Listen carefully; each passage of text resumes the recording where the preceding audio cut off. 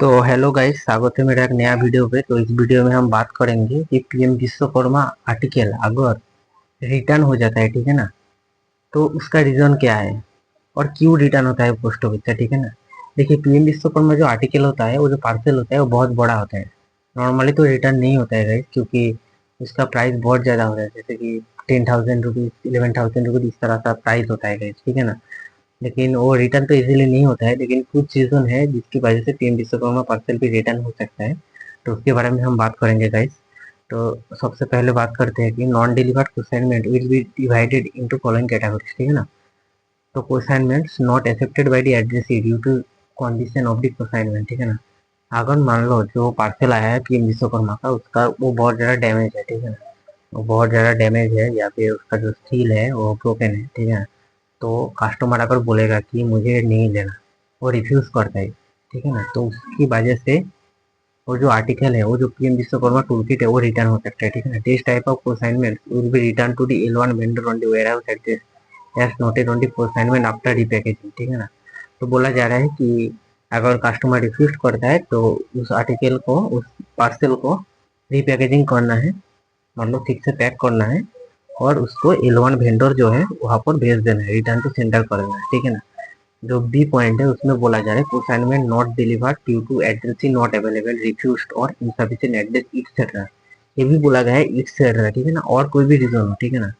Validity of non delivery remark will be checked by the postmaster delivery P by calling the address on the mobile number as noted on the consignment. मतलब बोला जा रहा है कि अगर PM Vishwakarma parcel आया है लेकिन उसमें एड्रेस प्रॉपर नहीं है, ठीक है ना, और कस्टमर लेना नहीं चाहता, या फिर इनसफिशिएंट एड्रेस है, प्रॉपर एड्रेस नहीं है, या फिर और कोई रीजन हो, ठीक है ना। अगर उसको रिटर्न करना है तो उससे पहले जो पोस्टल असिस्टेंट होता है या फिर जो पोस्ट मास्टर होता है, ठीक है ना, उसे वेरीफाई करना है कि ये रियल है या कि फेक है।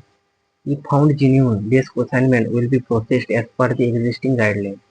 मतलब बोला गया है अगर ये सच निकला कि कस्टमर ने रिक्वेस्ट किया फिर इनसफिशिएंट एड्रेस है, या फिर जो एड्रेस ही नॉट अवेलेबल है, एड्रेस यहाँ पर नहीं रहता है, तो ये जेन्युइन निकला तो उसको रिटर्न करना है, या फिर ये बोला गया है जो एग्जिस्टिंग गाइडलाइन दिया है, जैसे कि एल1 वेंडर को उसको रिटर्न कर देना, ये रूल्स फॉलो करना है, ठीक है ना। उसके बाद आ जाता है next, consignments which are not delivered to the addressee due to any reason will be returned to the L1 vendor on the warehouse address as noted on the consignment।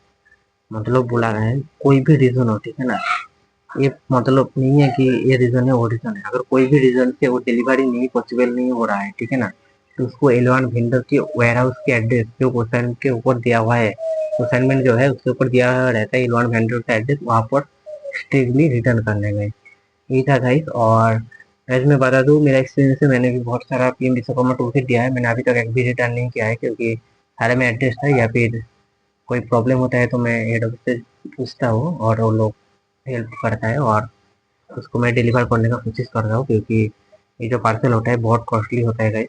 और इसको मैं तो बोलूँगा कि इसको रिटर्न नहीं करना चाहिए। अगर बहुत ही ज़्यादा प्रॉब्लम है तो भी आप जो आपका जो पोस्ट मास्टर है उससे पूछ के तो भी रिटर्न कीजिए, ठीक है, नहीं तो इसको रिटर्न नहीं करना चाहिए गाइस।